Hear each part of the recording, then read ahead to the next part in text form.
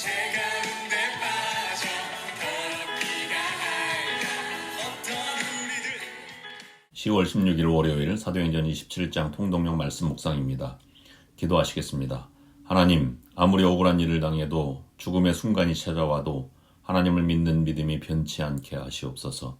그 증거가 죽음도 억울함도 하나님께 맡기고 살아가는 복음을 위하여 나의 욕심과 고통, 판단 모든 것을 초월하는 믿음의 성도가 되게 하옵소서. 예수 그리스도의 이름으로 기도드립니다. 아멘. 오늘의 말씀은 사도행전 27장 1절부터 44절입니다. 묵상 단어는 초월입니다.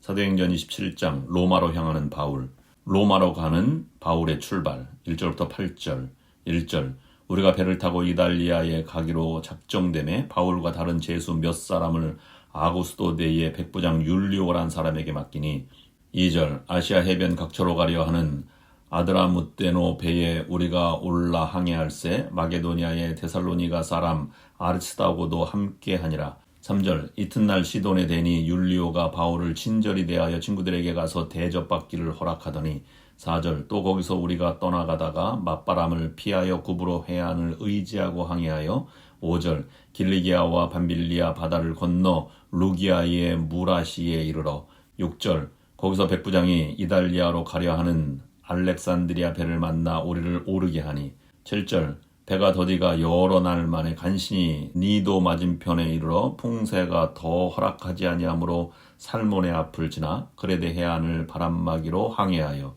8절 간신히 그 연안을 지나 미항이라는 곳에 이르니 라세아 시에서 가깝더라. 바다에서 만난 광풍 9절부터 26절 9절 여러 날이 걸려 금식하는 절기가 이미 지났으므로 항해하기가 위태한지라 바울이 그들을 권하여 10절 말하되 여러분이여 내가 보니 이번 항해가 하물과 배만 아니라 우리 생명에도 타격과 많은 손해를 끼치리라 하되 11절 백부장이 선장과 선주의 말을 바울의 말보다 더 믿더라. 12절 그 항구가 겨울을 지나기에 불편함으로 거기서 떠나 아무쪼록 베닉스에 가서 겨울을 지내자 하는 자가 더 많으니 베닉스는 그레데 항구라 한쪽은 서남을 한쪽은 서북을 향하였더라. 13절 남풍이 순하게 불매 그들이 뜻을 이룬 줄 알고 닻을 감아 그레데 해변을 끼고 항해하더니 14절 얼마 안 되어 섬 가운데로부터 유라굴로라는 광풍이 크게 일어나니 15절 배가 밀려 바람을 맞춰 갈 수 없어 가는 대로 두고 쫓아가다가 16절 가우다라는 작은 섬 아래로 지나 간신히 거루를 잡아 17절 끌어올리고 줄을 가지고 선체를 둘러감고 스르디스에 걸릴까 두려워하여 연장을 내리고 그냥 쫓겨가더니 18절 우리가 풍랑으로 심히 애쓰다가 이튿날 사공들이 짐을 바다에 풀어버리고 19절 사흘째 되는 날에 배의 기구를 그들의 손으로 내버리니라.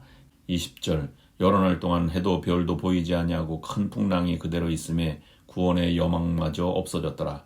21절 여러 사람이 오래 먹지 못하였음에 바울이 가운데 서서 말하되 여러분이여 내 말을 듣고 그레데에서 떠나지 아니하여 이 타격과 손상을 면하였더라면 좋을 뻔하였느니라.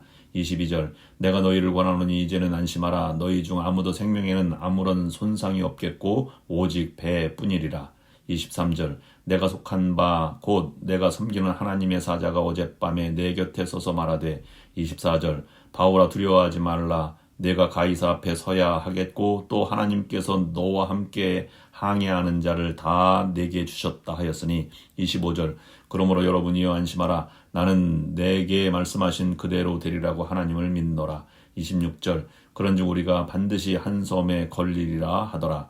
광풍으로부터 구출 27절부터 44절 27절 열 나흘째 되는 날 밤에 우리가 아드리아 바다에서 이리저리 쫓겨가다가 자정쯤 되어 사공들이 어느 육지에 가까워지는 줄을 짐작하고 28절 물을 재어보니 20길이 되고 조금 가다가 다시 재니 15길이라. 29절 암체 걸릴까 하여 고물로 닷 넷을 내리고 날이 새기를 고대하니라. 30절 사공들이 도망하고자 하여 이물에서 닻을 내리는 채하고 거룻배를 바다에 내려놓거늘. 31절 바울이 백부장과 군인들에게 이르되 이 사람들이 배에 있지 아니하면 너희가 구원을 얻지 못하리라 하니 32절 이에 군인들이 거룻줄을 끊어 떼어버리니라. 33절 날이 새어가매 바울이 여러 사람에게 음식 먹기를 권하여 이르되 너희가 기다리고 기다리며 먹지 못하고 줄인 지가 오늘까지 열 나흘인즉 34절 음식 먹기를 권하노니 이것이 너희의 구원을 위하는 것이요 너희 중 머리카락 하나도 잃을 자가 없으리라 하고 35절 떡을 가져다가 모든 사람 앞에서 하나님께 축사하고 떼어 먹기를 시작하며 36절 그들도 다 안심하고 받아 먹으니 37절 배에 있는 우리의 수는 전부 276명이더라.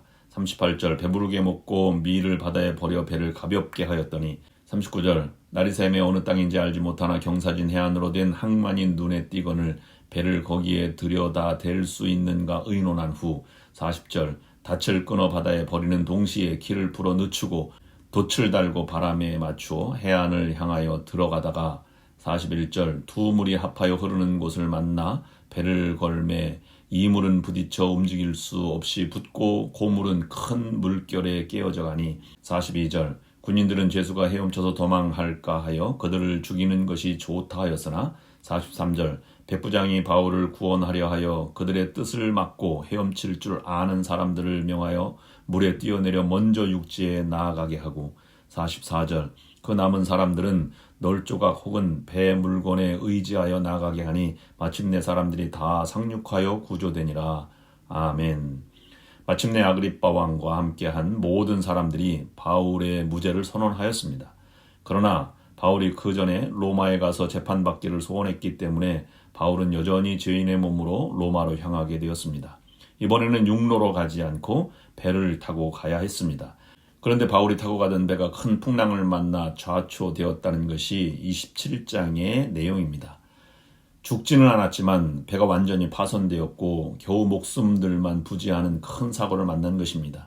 죽음의 파도를 넘어선 신앙인의 태도는 다음과 같이 다릅니다. 첫째, 왜냐고 묻지 않고 어떻게 라고 물으며 살아갑니다. 여러분 알 수 없는 고난이 오거든 바울을 생각하시기 바랍니다. 우리들의 삶에는 크고 작은 많은 고난들이 찾아오게 됩니다. 고난의 이유를 묻는 것보다 어떻게 그 고난을 극복할 것인가를 더 심각하고 진지하게 묻고 나아가야 합니다. 둘째, 죽음의 파도는 함께 넘어야 넘을 수 있습니다. 함께 고난을 이겨나가면 외롭지 않습니다. 바울에게는 함께하는 동역자가 있었습니다. 누가와 아리스다고로 인하여 마음에 많은 위로를 받고 헤쳐나갈 수 있게 되었습니다. 그리스도인은 이웃의 고난을 비난하고 조소하고 정죄하는 어리석은 자리에 서지 말아야 합니다. 오히려 그리스도인은 서로의 고난을 함께하며 함께 아파하고 위로하며 세워주는 가까운 영적 친구들이 되어야 합니다.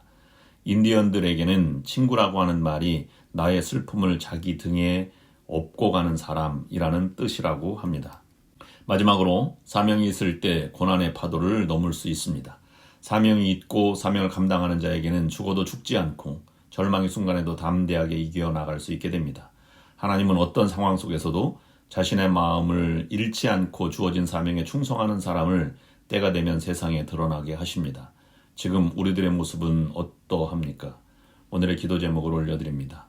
첫째, 어려움을 만나면 앞을 보고 어떻게 해야 하는가를 묻는 자가 되게 하옵소서. 둘째, 함께 고난의 파도를 넘어가는 동역자가 되게 하옵소서. 셋째, 하나님이 주신 분명한 사명을 끝까지 간직하게 하옵소서. 기도하시겠습니다. 하나님 아버지, 죽음의 고비가 와도 사명을 붙들게 하시옵소서. 어떻게 고난이 찾아왔는가를 묻지 않고 왜 고난이 나에게 찾아왔는지를 묻지 않고 어떻게 고난을 믿음으로 이겨나갈 것인지를 하나님께 물으며 나아가게 하옵소서. 사명을 감당할 때까지 포기하지 않으며 동역자와 함께 고난의 파도를 넘어가는 믿음의 성도가 되게 하여 주시옵소서. 내가 드러내는 삶이 아니라 하나님의 세상에 나를 드러내는 순간까지 사명을 간직하게 하시옵소서. 예수 그리스도의 이름으로 기도드립니다. 아멘.